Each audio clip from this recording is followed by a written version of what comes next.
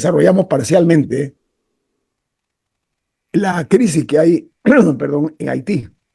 Muchos dirán, bueno, Haití está lejos, Haití es un país muy pobre, una miseria rampante, y cuando hablo de pobres de solemnidad, gente que no tiene que comer, que no tienen dónde vivir o sobrevivir siquiera. Y estas son parte de las cosas que cuando los gobiernos no toman las medidas a tiempo y se van descomponiendo, miren ustedes cómo termina esto. El problema que nosotros tenemos es que esos haitianos que están huyendo, algunos, puede que pasen por Panamá. Y eso es parte de la crisis migratoria que estamos viviendo. Entonces esto lo pongo ahí porque creo que debemos poner nuestras bardas en remojo, ¿no? Ante esta crítica situación que está ocurriendo en Haití. Ayer la noticia fue que trataron a estos bandidos, como dije, estos delincuentes, estos pandilleros, de tomarse el Palacio Nacional, son palabras mayores, e incendiaron un vehículo blindado de la policía. Cuando la policía es rebasada por el crimen organizado, por el narcotráfico, por el pandillerismo, el futuro es muy oscuro. Y eso yo creo que hay que mirarlo con mucho detenimiento. Entremos en materia local.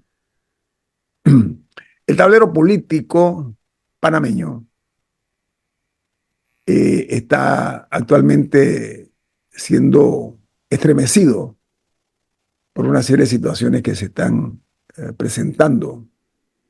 Eh, por una parte, yo creo que los candidatos deben ver con mucha seriedad el nivel de crispación política que vivimos en los últimos meses, ¿se acuerdan? Miles, decenas de miles de panameños en las calles protestando contra la intención de que Panamá fuera un país minero. Eso por una parte. El voto del descontento generalmente lo que hace es que puede inflar mucho a la oposición. Esos son los resultados. La política no es vertical, ni horizontal. La política tiene altas y bajas.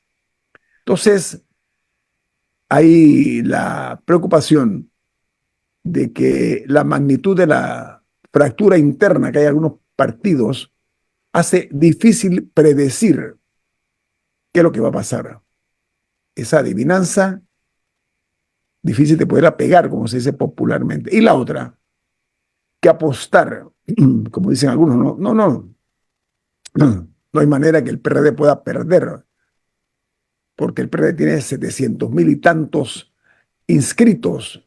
Perdónenme, la aritmética electoral está comprobado que es incontrolable. Y me explico.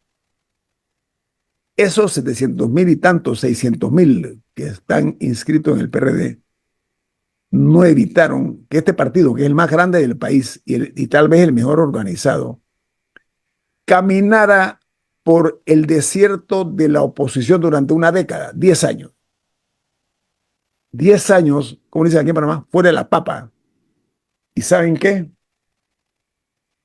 Actualmente está tan confuso el panorama que no sé, Eduardo Linjuen, Camila Adames o Rubén Darío Murgas, cómo lo ven. Creo que hay un gran bulo como en las especulaciones que hay de quién va arriba en las encuestas, quién va abajo, quién va... Yo creo que aquí el tema no es quién va arriba.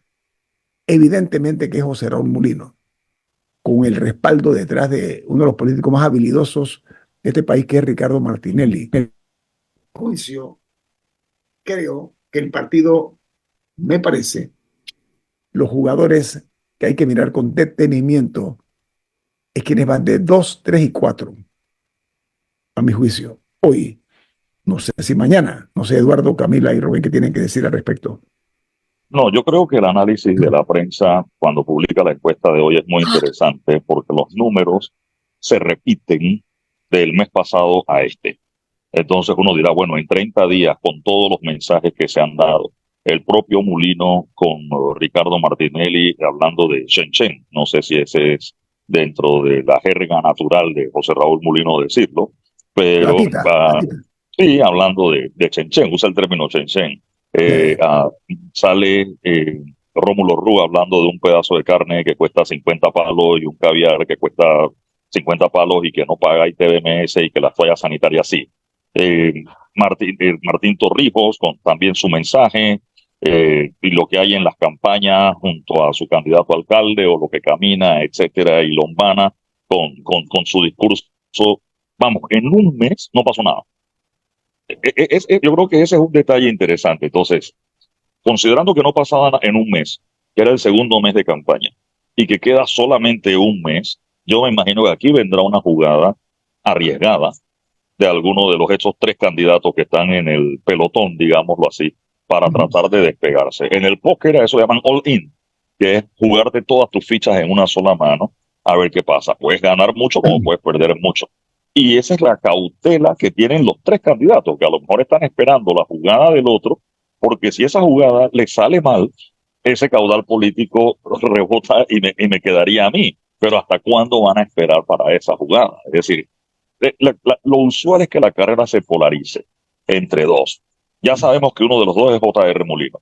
¿Quién va a ser el otro, la otra cara de la moneda dentro de esos tres candidatos que están en el segundo lugar? Esa jugada se tiene que definir en algún movimiento de esta semana o con un anuncio muy importante de esta semana de alguna estrategia o algo que le genere ese movimiento o ese empuje que necesitan una de esas tres campañas, ¿no?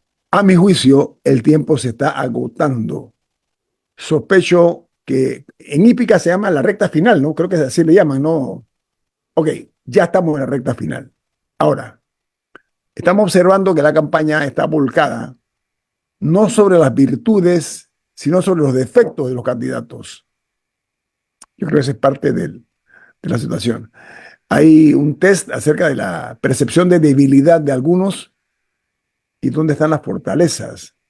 Entonces, a mi leal saber y entender, el hecho de que quien lidera las encuestas, y no me cabe la menor duda que es así, tiene una situación ahora mismo, está un limbo jurídico, donde cada abogado tiene su opinión, porque la ley no es la ley, sino lo que se interprete como cada cual la ve de repente. Entonces, a mí me parece que haciendo una catarsis, esto primero buscar la historia, cuáles fueron los errores que cometieron los antecesores, viaje, ¿no?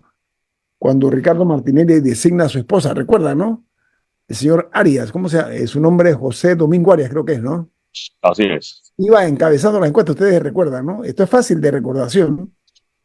Martinelli comete eso que dices tú, Eduardo, ¿no? La jugada al final designa a su esposa y miren qué, el Titanic fue un detalle, cómo se fue hundiendo esa candidatura, por poner un ejemplo. Y hemos visto otros más que la historia es muy sabia.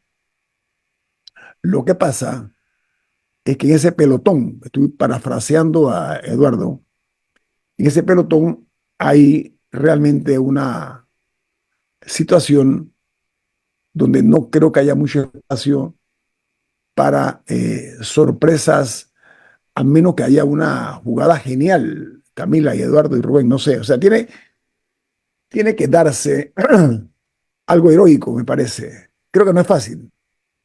Ahora, en política, las cosas se escriben con lápiz. ¿Saben por qué? Porque se pueden borrar fácilmente. Y aquí hemos ido viendo cómo se han dado relaciones antinatura. PRD Cambio, PRD Democracia Cristiana, históricos enemigos, adversarios o lo que sea, bueno, se unieron para llegar al poder, por poner un ejemplo. Cambio Democrático con el señor Martinelli, con su antagonista principal, Juan Carlos Varela, que Martinelli lo ofendió hasta, no el apellido, hasta sus futuras generaciones. Te recuerdan, ¿no? Eso es inolvidable. La forma como le puso incluso algunos términos despóticos, como se refería a Varela, y terminó siendo su vicepresidente. No Le dijo podemos... burro. ¿Ah? Le dijo burro. Por eso, a eso me queda claro. Entonces, lo que dice Eduardo, yo le veo mucha lógica, ¿no? Mira, la verdad que no, tenemos que ver cómo hacemos, olvidemos un momento los rencores, la diferencia. El problema de Eduardo y Camila es quién va a tener la generosidad de ceder esa posición, a mi juicio, Eduardo y Camila, y ya no queda un minuto. No sé si alguno quiere aportar algo. Fíjate que yo no sé si ¿Cómo fue ceder, esta cosa de él? pero sí creo que de la jugada que vayan a hacer, el movimiento que vayan a hacer, el all-in, eh, es lo que están esperando los otros. Porque si tu jugada te sirve, te sirvió, pero si no te sirve, le va a volcar ese capital político tuyo al otro candidato. Entonces, quizás en vez de estar esperando o en vez de estar planeando la jugada, están esperando el error del otro para capitalizar ese caudal político a su favor, ¿no? Pero sí, yo creo que alguno tendrá que arriesgarse de primero. Y arriesgarse es eso, ganar o perder. Lo resumo así, ¿ah? Llegó el momento de las traiciones, el momento de las traiciones, llegó el momento de los errores. Yo creo que Va a están en ser, el dicho primero. claro, por supuesto, o sea, va a pesar mucho más los errores que los aciertos. El tiempo hablará por sí solo. Vamos al corte comercial. Esto es En Perspectiva, un programa para la gente inteligente como usted. Bueno, amigos, entremos en materia. Miren, el turismo en Panamá es una de las industrias que ha recibido poco cariño por los gobiernos presentes y pasados.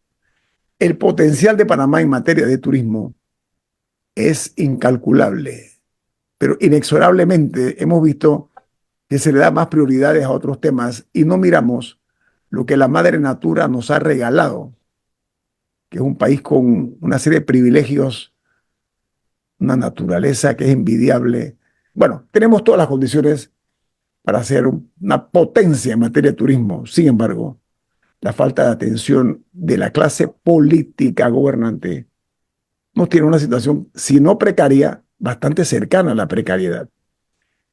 Este tema que nos debe preocupar a todos, sobre todo ahora que hay una película de terror de que qué vamos a hacer con la salida de Minera a Panamá.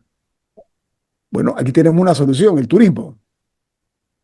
Yo estaba escuchando unas declaraciones en el año 2023, de acuerdo a cifras del Fondo de Promoción Turística, conocido como PROMTUR. El turismo generó en Panamá unos 1.697 millones de dólares para este país. Hay un plan que se cumplió al 94%, según dicen las fuentes autorizadas. La meta era 1.800 millones, pero bueno, entraron en juego el retraso de algunos refrendos de contratos, el tema de los problemas sociales que vive el país, etcétera. Pero bueno, eso fue una etapa. Miramos al futuro. Me gusta mucho que se esté realizando un debate sobre el tema del turismo en Panamá. Los saludo, enhorabuena. Como este tema debe ser de interés para todos, hemos tenido la suerte de haber invitado al presidente de la Cámara Nacional de Turismo, CAMTUR, el señor Ovidio Díaz. ¿Cómo está, don Ovidio? Buen día, bienvenido. Muy buenos días, Tito. Buenos días a ustedes, los que están Mire, ahí en el panel. A la orden. si nos da mucho gusto ese paso tomado, que se pueda conocer por parte de nosotros, los ciudadanos comunes y silvestres, qué visión tienen los candidatos a la presidencia que estamos viendo y viviendo. ¿Cuáles son los puntos ahora mismo, don Ovidio, que usted cree que deben ser vistos con mayor atención por parte de los candidatos presidenciales? Pero ojalá que no queden promesas, como ha sido hasta ahora, sino que se puedan cumplir. No estoy hablando de la parte de Walt Disney, estoy hablando del mundo real. ¿Cuál es su opinión, don Ovidio Díaz? Y bienvenido. Muchas gracias. Mira, eh, hay en el debate, eh, la comisión pues trabajó mucho en el tema de cómo lo iban a estructurar. Al final se decidió por 4 bloques y dentro de esos bloques pues las diferentes preguntas y repreguntas. Hay una primera pregunta que es interesante y yo cuando la estaba analizando con la comisión, la junta directiva, pues, me gustó mucho porque es cuál es la idea que ustedes tienen y logran ser presidentes de la República para incrementar la demanda de turismos internacionales al país. Porque para mí me gustaría escuchar hay alguna idea, de repente, Nico, de alguno de estos candidatos que surge una idea que podríamos tomar como punto de lanza para aumentar la demanda al país. Pero entonces viene el otro problema, que aumentas demanda, cómo tienes o cómo mantienes o mejoras las condiciones del país para recibir mayor cantidad de turistas. Entonces, nos fuimos a un segundo bloque que es la construcción del destino. En la construcción del destino hablamos de lograr realmente que Panamá se convierta en un destino turístico de primera línea. Y eso eh, encierra algunos aspectos. Por ejemplo, lo que hablaba sobre Frontour, el informe que dieron ayer. Es una estructura nueva, relativamente. Nació en el gobierno del presidente Varela como una iniciativa del sector privado para evitar esas acciones que se daban donde tú comenzabas a vender el destino 5 años, hacía los esfuerzos, venía el próximo gobierno, eliminaba todo lo que se hizo en 5 años y empezábamos de cero. No era O sea, significa, constante. señor Díaz, significa Ajá, que no ha habido una política de Estado en materia de turismo, lo que usted está diciendo. para nada. Y te quería terminar por ahí. Ok. Hay una ley, la ley 80 y la ley 4. Lo primero la ley 4 y después la 80, que era de incentivos, que sí establece en sus artículos que el turismo es una prioridad de Estado. En otras palabras, sí está dentro de la ley como política de Estado, pero no se cumple. No se cumple. Entonces, el sector privado lo que hizo fue que generó esta estructura público-privada que se llama Prontour, Fondo de Promoción Internacional. Los directores fueron escogidos por el Ejecutivo. Esos directores de la Junta escogen a la parte operacional del fondo, desde su director ejecutivo hasta todo el equipo de trabajo. Ha funcionado porque solamente tiene 2 años, 3 años. La pandemia no se pudo arrancar como quería y estamos viendo resultados positivos. Hay que mejorarlo definitivamente, como todo. Hay que pulirlo, ver dónde están algunas de las deficiencias que puede tener, pero si tú no sigues la promoción internacional del destino permanentemente, como lo hacen los países, que a veces usamos como ejemplo comparativos, Costa Rica, República Dominicana, Colombia, que están aquí alrededor, y todos los demás países que se enfocan mucho en el turismo, pues sí, tienen una permanencia constante en toda esta feria, en todos estos países, buscando. Entonces hay competencia fuerte. A ese fondo por ley se le asignan 20 millones. Nos ponemos a hablar, pero decimos, bueno, 20 millones, entonces los gasta. Entonces, ustedes que están en medios, llegar a un mercado de los Estados Unidos, que es el mercado prioritario, decidido no por nosotros, sino por los estudios de mercado que se han hecho con empresas AAA americanas. Ese es el mercado que apunta más a un producto específico, que es sol y playa. Entonces, pero ¿cuánto cuesta poner un anuncio en el New York Times un domingo? Pues, los 20 millones, cuando lo pasas a hacer un fondo para promover a un país, es mucho dinero, pero tampoco es el top. Por ejemplo, yo tengo informaciones de que Costa Rica le inyecta a ese fondo, a la forma de promoción, porque ellos no tienen un fondo, sino tienen un instituto que se encarga de todo, pues 40 millones, República Dominicana se va mucho más allá. Y si te das cuenta, República Dominicana mete alrededor de promedio de 8 o 9 millones de turistas anuales. Costa Rica se va a 3. Nosotros estamos en 1.5, 2, por ahí andamos. El otro tema aquí es, ok, los traímos, infraestructuras públicas, servicios públicos. Necesitamos mejorar. Eso es tema netamente del gobierno central, del gobierno del Estado. Tiene que brindarle las condiciones apropiadas para cuando llegas a Pedací no tengas un problema de agua, o no tengas un problema de que se fue la luz por 2 días, o no tengas un problema de que los servicios básicos pues no están. Eso es clave, esto es fundamental. Y el otro tema, en el tema de la construcción y aumentar demandas, pues está el tema de la conectividad. Normalmente nos vamos en contra de Copa, yo no lo hago, pero yo creo que no. Si Copa es una empresa tan potente, tan bien llevada, tan bien organizada, que, que por eso existe un hub.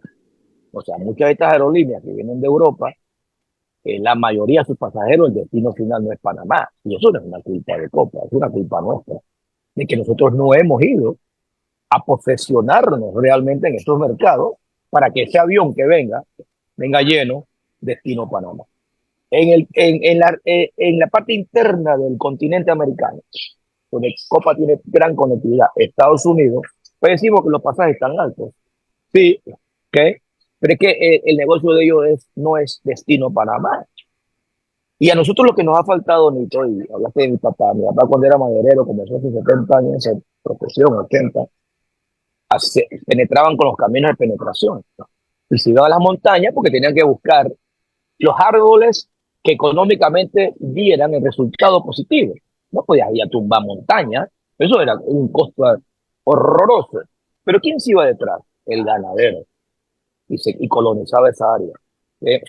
Acá, yo creo que la industria, nosotros, el propio privado, tuvo que haber aprovechado, tiene que aprovechar más todas esas conexiones, todos esos destinos que tiene Copa para irnos allá con nuestros productos y tratar de lograr que de esos destinos pues podamos traer turistas. Entonces, la conectividad aérea, terrestre y marítima. ¿Cómo lo podemos lograr? Pues en una forma típica del mundo, que es los vuelos de bajo coste.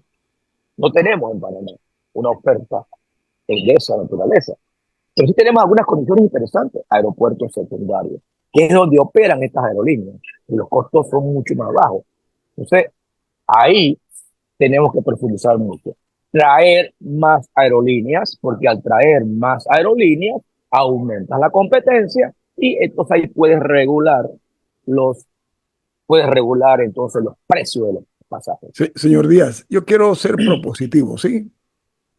A ver, yo le voy a decir cómo sale más barato a nosotros salir en el New York Times, salir en USA Today, salir en el Chicago Sun, salir en Wall Street Journal, todos esos medios importantes, ABC, CBS, etcétera, etcétera, etcétera. ¿Sabe cómo? Inviten periodistas que vengan aquí, el gobierno los invite o el área que maneja el turismo los invita, los trata como reyes, los lleva a ver las bondades y nos cuesta 0 centavos. Hay que tener creatividad, esa es una. Estoy de acuerdo, 100% de acuerdo contigo. Ese es uno de los temas Bueno, que nosotros... me traigo gente de CNN, de una cadena mundial, que me hagan unos, como ha hecho Jamaica, como ha hecho Costa Rica. Yo los he visto en CNN los reportajes. Nosotros podemos ofrecerle muchísimo más, modestia aparte, como panameño, pero muchísimo más. Tenemos que tú vas de un océano al otro, vas de Panamá a Colón en 1 hora.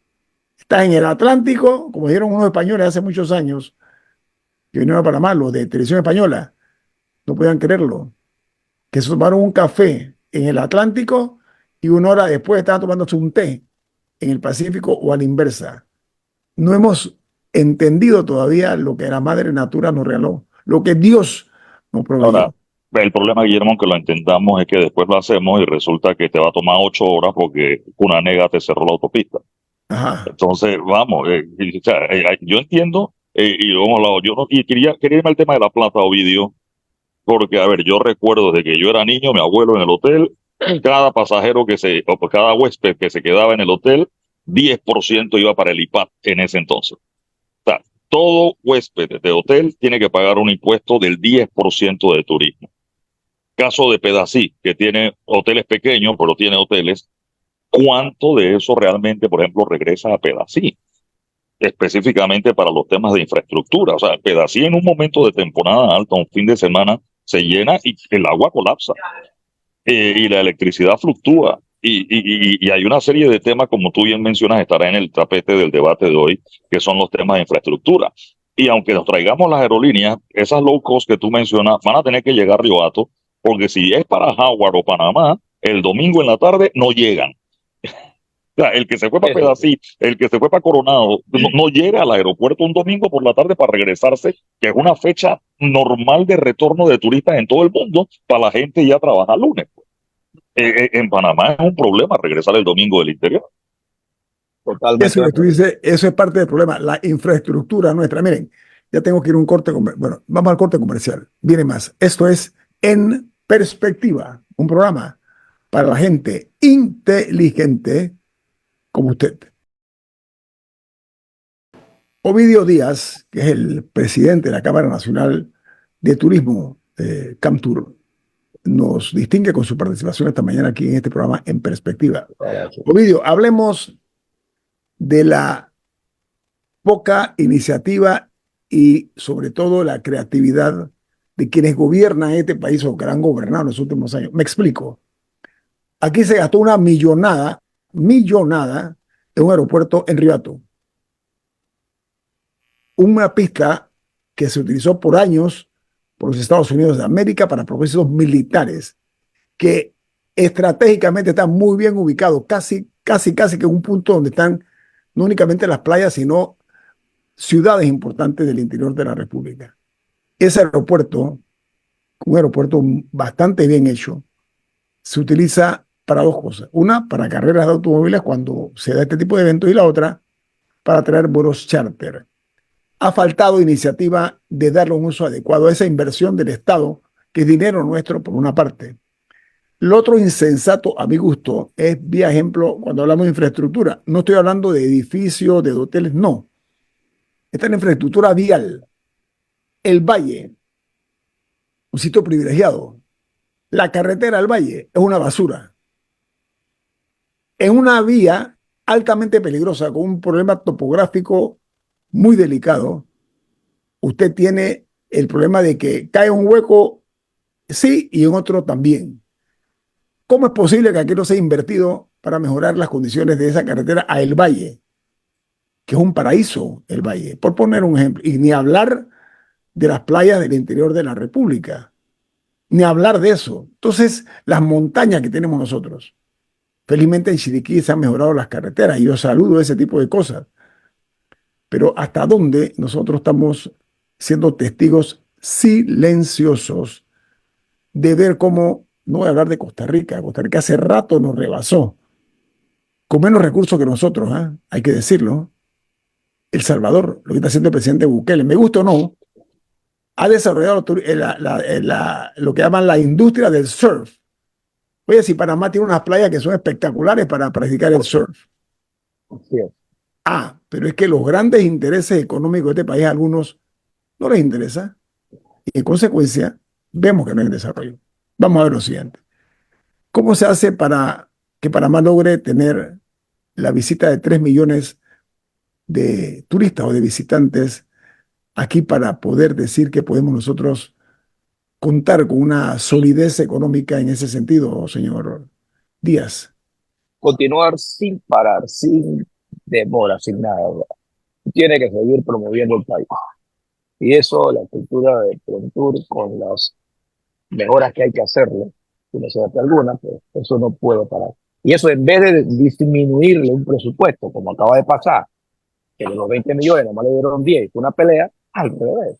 Tú tienes que ir aumentándolo paulativamente para que se vean los resultados. Eso no puede fallar. Dos, el gobierno nacional tiene que asignar a una persona de alto nivel para que salga permanentemente a negociar con aerolíneas, para que esas infraestructuras que están hechas, que no hay que hacerlas, que están ya listas, hechas con fondos públicos, esas infraestructuras, aeropuertos, en este caso, estén funcionando y estén llenas y que están trayendo permanentemente las carreteras. ¿Tú crees que yo voy a pensar un panameño o un tour operador, una agencia de viaje que vende un paquete y que ese cliente se quiere ir, trasladar al interior del país por tierra? La gran preocupación, ese embotellamiento que tienes aquí en la salida de Panamá, en Chorrera, en los huecos de la Interamericana, en que si quieres ir al valle, lo que tú estás hablando, cuando llegan allá arriba, la percepción es negativa y lo que van a estar pensando es que no regresó más, te caíste por una trampa de muerte. Entonces, no podemos desarrollarlo si no tenemos esa real, ese real compromiso, Nito, compromiso de parte del gobierno central. Ahora, yo creo, porque el turismo te produce tantos millones y tan rápido y con baja inversión pública, comparado con otros sectores. Eh, y lo bueno es que la plata queda dando vuelta en la comunidad, es sostenible totalmente, sostiene una cadena de valor enorme el turismo, ¿no? ¿Por qué los gobiernos no le han puesto atención? Y yo creo, porque un expresidente le hizo la pregunta hace años atrás, y me contestó porque hemos tenido la dicha de tener sectores económicos fuertes, poderosos, que han empujado el desarrollo de la economía nacional. ¿Ok? Puede ser. Por eso video yo pregunto el tema y reitero lo de la plata. Es decir, el turismo aporta su plata. O sea, ese 10% de impuestos que paga el que se queda en un hotel de 5 estrellas o el que se queda en un hostal, sea, en una pensión, paga 10% de un impuesto de Total, turismo. Entonces, total. no estamos hablando de un favor que le tiene que hacer el gobierno al sector turístico cuando el propio sector turístico, no solo en la derrama económica que deja alrededor que tú mencionas, lo que queda en un pueblo cada vez que llega la gente, sino que directamente de los hoteles hay un impuesto, directamente de las aerolíneas hay un impuesto. O sea, ese impuesto tiene que, o sea, vamos, no es una limosna que le da el gobierno al sector turismo, el propio sector está aportando sus ingresos. Totalmente. Eduardo, inclusive, disculpa que no hablé sobre el tema. ¿Tú sabes cuánto es el mejor eh, de los escenarios? Que con la cantidad de habitaciones que tiene, ese es otro gran problema, no sabemos cuántas tenemos. Uno dice una cosa, otro dice la otra, si no hay una captación de data para tomar decisiones puntuales en el momento. Como 65 millones de dólares cuando tienes una ocupación estable de un 60-70%. ¿Okay? Con eso fondeas la promoción, con eso fondeas la parte interna. Entonces yo estoy de acuerdo contigo. Eso antes era así. Ahora, dicen que se lo llevaron para, para el Tesoro Nacional, lo meten en la misma bolsa donde mete todo el dinero, porque ahora el 10% es un impuesto y que lo retorna a usted una cantidad de temas fiscales que se envuelven en esto. Yo lo voy a lo básico. ¿Por qué no lo reinviertes todo en el turismo como tú lo estás planteando? Inclusive en la descentralización. Pues los municipios que son municipios eh, que tienen afluencia turística, pues no tienen ningún beneficio extra de los que no. Yo creo que eso los podría poner a mejorar si yo como miembro de un gobierno local y que estoy empujando el turismo, estoy viendo los resultados positivos en cuanto a los ingresos que a mí me quedan. En este momento eso no sucede. Todo ese ingreso se va al Tesoro Nacional y se reparte en un presupuesto general del Estado, que en esas discusiones presupuestarias pues le asignan al turismo lo que quieran y no lo que está produciendo realmente. ¿Sabe Entonces sí, qué? estoy de acuerdo contigo. Una realidad, señor Díaz, presidente de la Cámara Nacional de Turismo. Podríamos nosotros generar suficientes divisas que sustituyan, ¿ok?, lo que decíamos por parte de la minera. Así de fácil, así de Sin ningún sencillo, problema, sin ningún problema, sin ningún problema. ¿Y saben qué? sin ningún problema. Hay un problema de pereza mental y de iniciativas, porque muchas veces se gobierna para los grandes y olvidan a los chicos. El turismo es como una gota que permea, ¿ok?, hacia todos los sectores de la sociedad panameña. Me Si el gustaría, turismo mejora, adelante, señor Díaz.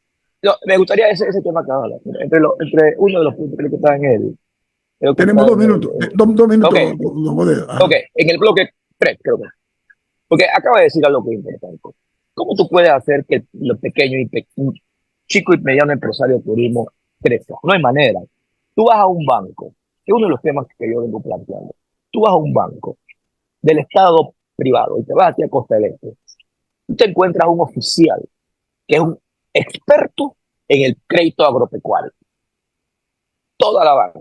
Tú te vas a un banco aquí en Costa del Este, y uso Costa del Este porque estás hablando de una clase mediana alta, que tú pensarías, pues, el sector agropecuario aquí no, pues ahí hay oficiales que lo conocen. Habla de turismo y aquí en Costa del Este no hay nadie que te vaya, que se enfoque en turismo. Entonces tenemos que crear un fondo para promover que el pequeño y mediano empresario de la industria turística tenga accesibilidad. No hay nada en estos momentos. Al contrario, te cierran las puertas porque los endeudamientos de los grandotes empresas es muy alta y los bancos dicen, hey, yo no quiero más riesgo, yo estoy topado, ya no puedo, hey, pero dame chance a mí que soy chiquitito y que quiero aportar al desarrollo y que quiero crecer con el turismo. Ese es un tema importantísimo y que lo vamos a plantear para ver cuál es la posición de los candidatos y del futuro presidente de la República. Bueno, espero escuchar esta noche este debate del turismo, que el cual saludo, reitero, propuestas no apoyadas en la ficción, en la ciencia ficción, sino propuestas que sean inteligentes, que sean creíbles, que sean confiables y que sean materializables. Ya de promesas tenemos todas las bolsas llenas. Tomen muy en cuenta lo que diga cada uno de los candidatos esta noche en este debate. Señor Ovidio Díaz, un placer tenerlo aquí. Mucho éxito en Muchísimas su gestión gracias. por el turismo de Panamá. Y le agradecemos a ustedes ese empuje que tienen, que lo tienen muy claro y son ustedes los que pueden seguir también dándole para que la industria turística se desarrolle como debe ser. Eduardo. No se escucha. Eduardo, no se escucha, Eduardo. Públicamente quiero decirlo antes que se acabe el programa, porque yo le debo a Ovidio el café allá en Pedací. Voy a las tablas y no voy a Pedací, y él me lo ha reclamado y yo se lo he prometido. Por eso lo quiero hacer público, para que quede ahora sí estás en grabado. lío. Bueno, por eso lo estoy haciendo, para que quede el compromiso firme allí. La suerte es que Eduardo no es político, ni no cumplir no tiene las mismas consecuencias. Muchas gracias. Un abrazo a todos. Un abrazo grande. Bueno, amigos, hasta aquí el programa En Perspectiva.